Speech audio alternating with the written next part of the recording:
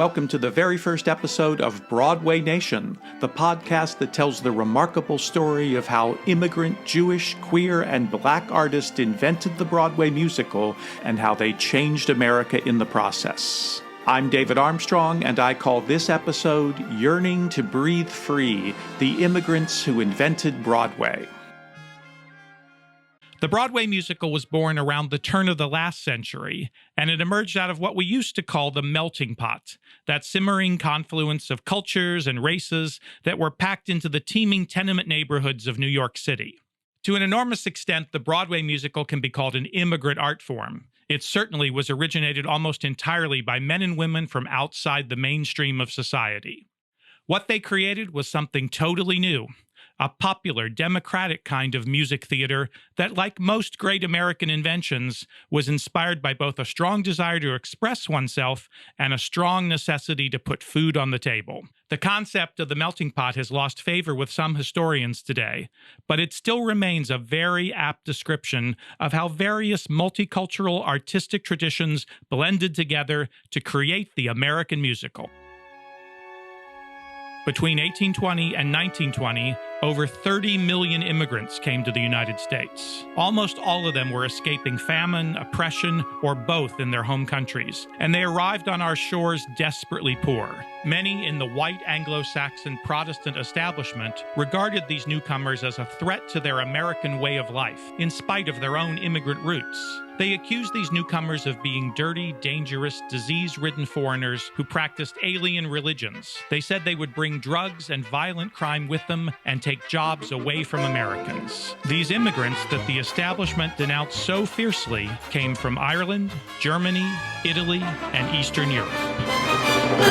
Another load of greenhorns fresh off the boat. Another wave of refugees to fill the mills and factories. A little grist for the capital system. It's a bunch of grease balls greasing the wheels. A little oil for the machine.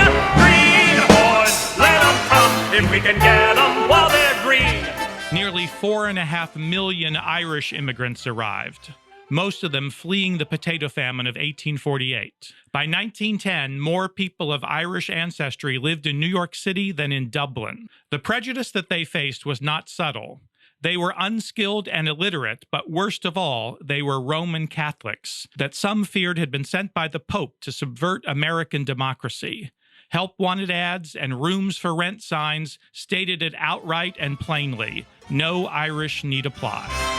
Greenhorns! Greenhorns! Greenhorns! Who wants to pay for the manual labor with a hunk of hunkies hunting for jobs? It takes a year to get them clean. Greenhorns, ship them in. They keep our pockets full of green. Nearly 6 million Germans emigrated to the United States between 1820 and the First World War. They too were escaping economic hardship, political revolution, and unrest. But unlike the Irish, many Germans had just enough money to journey to the Midwest in search of farmland and employment. Because of this, significant German populations grew up in Baltimore, Cincinnati, St. Louis, and Milwaukee, but millions stayed right where they landed in New York City. They too faced prejudice. Many Germans were also Catholic, and many were Jewish. Soon they were followed by another 2 million Jewish immigrants who came from Russia and Eastern Europe in search of the Golden Land. Another load of greenhorns fresh off the boat. Another load of human dirt to throw the cup on every shirt and help the rise of free enterprise. They call them wretched refuse. Take a good whiff and you'll discover what they mean. Greenhorns, heat and warmth. The blood of greenhorns never stops. Let's keep America. Long live America. We'll keep America. These immigrants took the most menial, dangerous, and low-paying jobs, work that Americans wouldn't do. They dug canals, constructed railroads, cleaned houses, slaved in textile mills, and sweatshop garment factories. However, there was another field of work emerging at this time. It was called the show business.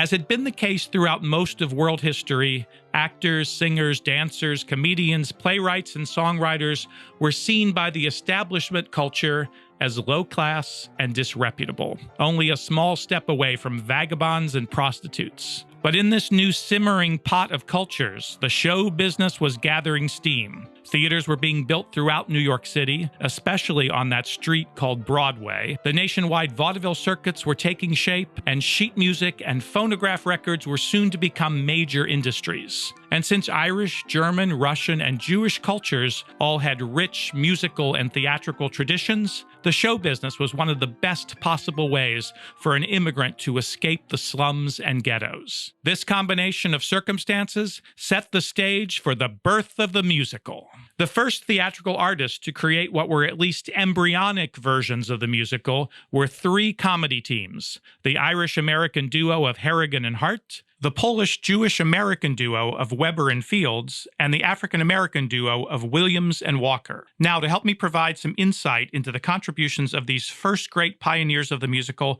I want to bring my friend and colleague Albert Evans into the discussion. Welcome, Albert. Hello, David. So glad you're here. Tell us a little bit about Harrigan and Hart. Well, Harrigan and Hart began their 14-year partnership in 1871. They became headline variety stars by performing comic skits, in which Harrigan served as the straight man to Hart's outrageous clowning and his exceptional talent for female impersonation. Eventually, they got booked into New York's Theatre Comique, where they became such a hit that they took over management of the theater and began creating full-length versions of their signature routines. Harrigan produced, directed, and co-starred in 40 full-length plays with songs. They weren't quite musicals, and he peopled them with ethnic characters from the neighborhood: Irish, Germans, Italians, Jews, and blacks. He put the melting pot on stage, and all of it was set in a fictional tenement block called Mulligan Alley. They mounted a new show every few months, putting what had become beloved characters into new variations, with titles like The Mulligan Guard Picnic, The Mulligan Guard Christmas, The Mulligan Guard Ball, much like the episodes of a television sitcom. Now, the songs in their shows were almost always what some academics would call diegetic, and that I prefer to call acknowledge songs, meaning that they're songs that the characters within the story acknowledge as being songs. For example, in the musical Guys and Dolls, when Adelaide is on stage performing Bushel and a Peck at the Hotbox nightclub, everyone understands that she is performing a song that is a song. But then a few minutes later, she's alone in the nightclub and sings Adelaide's Lament, a song that is an expression of her inner thoughts, and that comes from the character and comes from the story, and I would call that an unacknowledged song. As previously stated, in Harrigan and Hart shows, almost all of the songs were acknowledged songs. For example, this marching song that became quite a hit. Forward! March! We shouldered guns and marched away. From Baxter Street, we marched to Avenue A.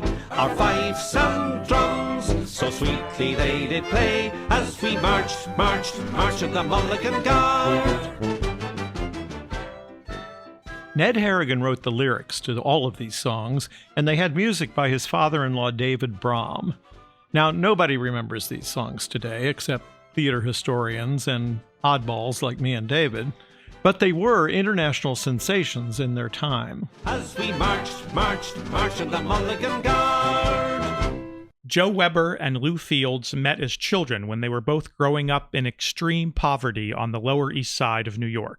By the age of 9, they were already performing a knockabout comedy act in the beer gardens and smoky dives of the rough-and-tumble working-class entertainment district called the Bowery. Sporting derby hats, checkered suits, and fake beards, they portrayed a pair of German immigrants, one of them a wise guy and the other a greenhorn just off the boat. Weber and Fields became so popular that, just like Harrigan and Hart, they eventually gained control of their own Broadway theater, and they expanded their skits into full-length shows. Shows that had titles like Whirligig, Fiddly-Dee, Hoity-Toity, and Twirly-Whirly, all with a company of 50 performers, headed by Weber and Fields, of course, and half a dozen other stars, including the biggest female star of the day, Lillian Russell. Their shows were burlesques, And I mean that in the original meaning of the word. They made fun of popular plays or novels of the day, much like the musical Spamalot or those great movie parodies that Carol Burnett used to do on her show, like the Gone with the Wind sketch. This kind of satire and parody would continue as one of the flavors of the musical comedy right up to today. Here's a rare clip of an actual Weber and Fields song.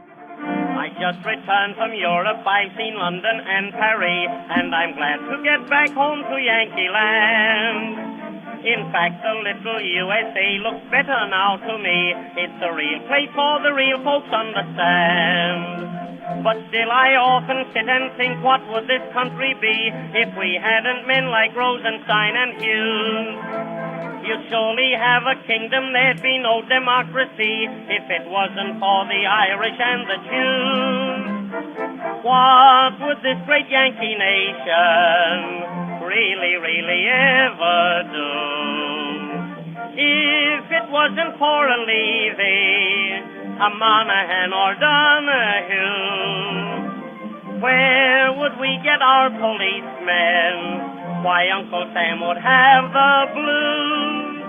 Without the Pats and Isidores, you'd have no big department stores if it wasn't for the Irish and the Jews. It strikes me that that song is remarkably like the song from Spamalot, You Won't Succeed on Broadway If You Don't Have Any Jews. There's a very small percentile who enjoys the dancing Gentile. I'm sad to be the one with this bad news.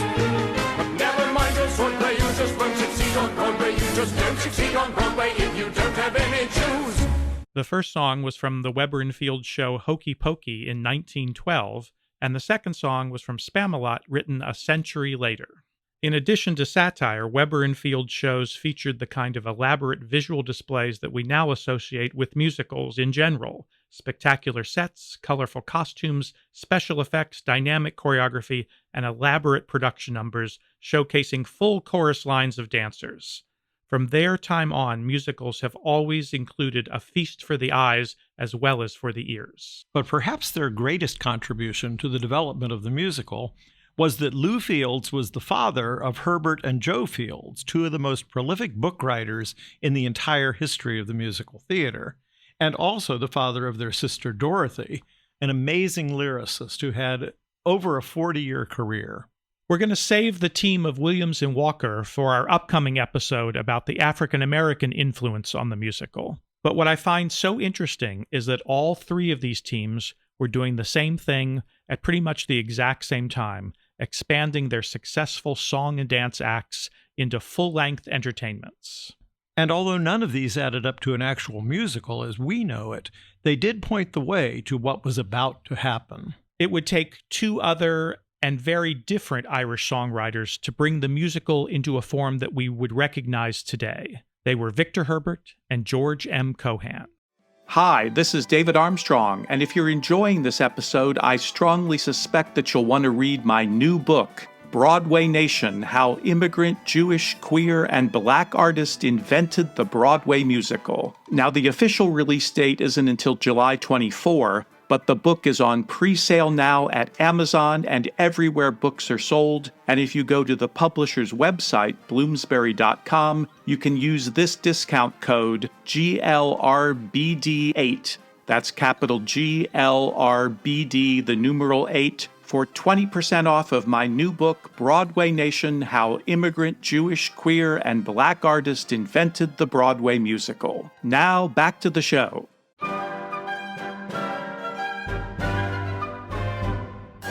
George M. Cohan was the grandson of Irish immigrants. His father, Jerry, had changed the family name from Cohan to Cohan, and along with his wife, daughter, and son, they became the Four Cohans, a leading vaudeville song and dance team at the end of the 19th century. But that wasn't enough for young George. Inspired by Harrigan and Hart, he set his sights on Broadway, and he burst onto the scene by writing the book, music, lyrics, and starring in a show called Little Johnny Jones. Cohan said that his goal was to bring actual living characters from the street to the stage, But I think his real achievement was to put those characters into dramatically plausible stories. Compared to anything that had come before him, he really upped the stakes by combining melodrama with farce and mixing in vaudeville-style comedy and rapid-fire action and dialogue. His shows were both funny and dramatic. And his catchy, rhythmic Tin Pan Alley type songs were, at least loosely, tied into the storylines. Little Johnny Jones introduced two unforgettable tunes, I'm a Yankee Doodle Dandy, and a song that is still Broadway's anthem, Give My Regards to Broadway. Both songs were performed by Cohan himself in his own indelible trademark style. He strutted across the front of the stage with his hat cocked down over his eyes in a manner that would be copied by everyone from Gene Kelly to Bob Fosse, and that would come to epitomize Broadway. Audiences adored Cohan, but the critics at the time were almost unanimous in their disdain. One of them went so far as to call him a vulgar, cheap, blatant, ill-mannered, flashily dressed, insolent smart-aleck, who for some reason unexplainable appeals to the imagination and apparent approval of large American audiences. Ouch. Now, any kind of art that is too popular is often looked down on by critics, but there was probably another kind of prejudice motivating this negative reaction. We have to consider what it meant for an Irishman in 1904 to stand on a stage and sing, I'm a Yankee Doodle Dandy. Right. The days of no Irish need apply signs were not very long in the past, and anti-Catholic sentiment would remain strong even into the 1920s. So, waving the flag and declaring that he was a real live nephew of his Uncle Sam was very much a political statement. He was saying, I'm an American too. We Irish are America. We immigrants are America. And you know that's remarkably similar to the statement that Lin-Manuel Miranda is making today with Hamilton, in having people of color portray America's founding mothers and fathers.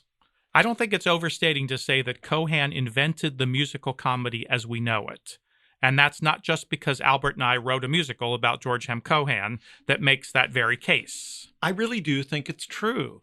And virtually every musical that came after was built on the patterns that he established. So it seems entirely appropriate that Cohan is the only Broadway figure in history to have a statue in Times Square. During his long career, Cohan would create 20 musicals and more than 500 songs, a surprising number of which still have currency today. I'm a Yankee Doodle Dandy, a Yankee Doodle do or die, a real live nephew of my Uncle Sam, born on the 4th of July. I've got a Yankee Doodle sweetheart, she's my Yankee Doodle joy. Yankee Doodle went to London just to ride the ponies. I am that Yankee Doodle boy. Only 45 minutes from Broadway. Think of the changes it brings. For the short time it takes, what a difference it makes in the ways of the people and things. Oh, what a fine bunch of yokels. Oh, what a quaint atmosphere. They have whiskers like hay, and imagine Broadway only 45 minutes. Less than an hour. Just 45 minutes from here. Give my regards to Broadway. Remember me to Herald Square. Tell all the gang at 42nd Street that I will soon be there.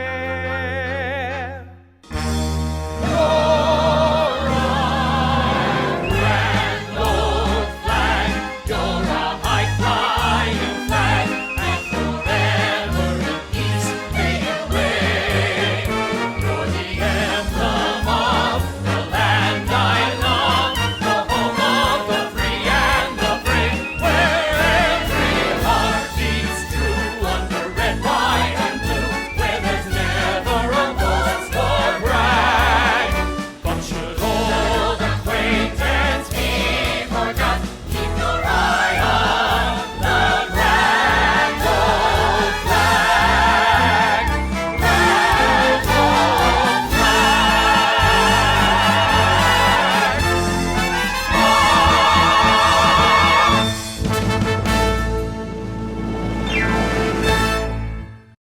Now let's turn our attention to Victor Herbert.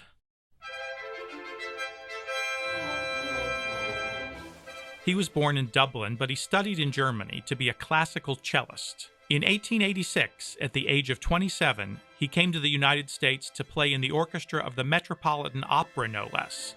He achieved success as a cellist, composer, and conductor of classical music, but he yearned for a larger audience. Is it a crime to be popular?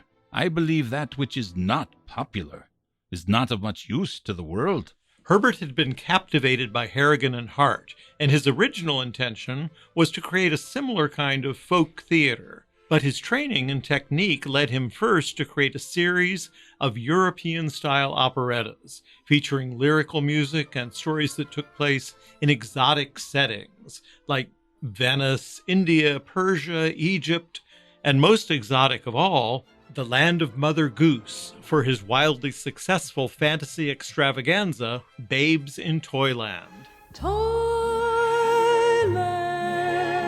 Toyland, dear little girl and boyland. Once you pass its borders, you can ne'er return again.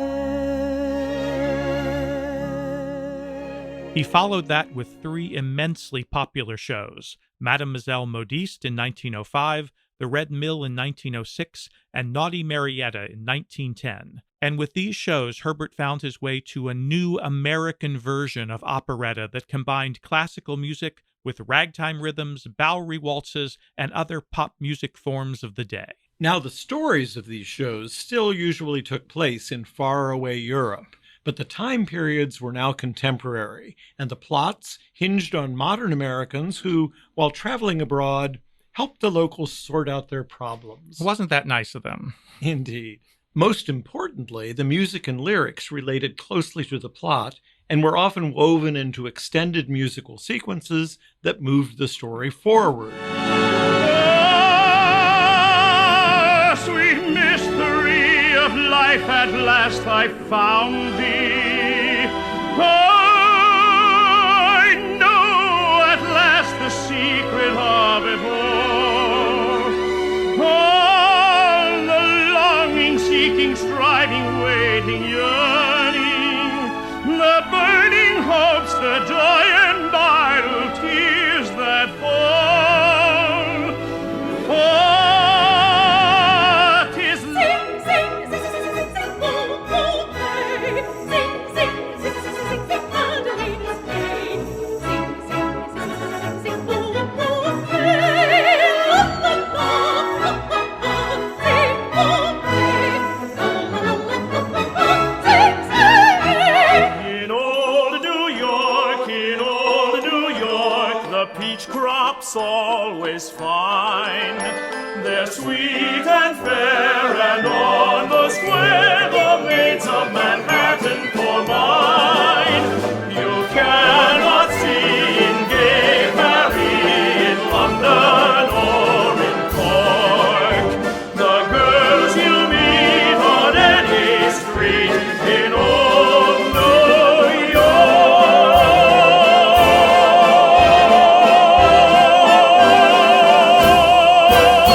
Safe in your arms, far from alarms, daylight shall come, but in vain.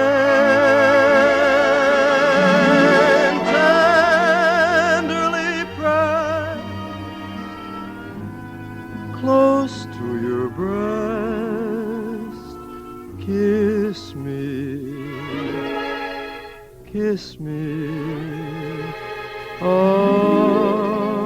again. The last song in that medley was sung by a very young Frank Sinatra, so it's clear that even though Victor Herbert died in 1924, his songs remained immensely popular throughout the entire 20th century. With Victor Herbert and George M. Cohan, the two main genres of the Broadway musical had now been established, the musical comedy and the operetta. Eventually, these two forms would be fused into what Rodgers and Hammerstein would call the musical play, and that today we just call a musical.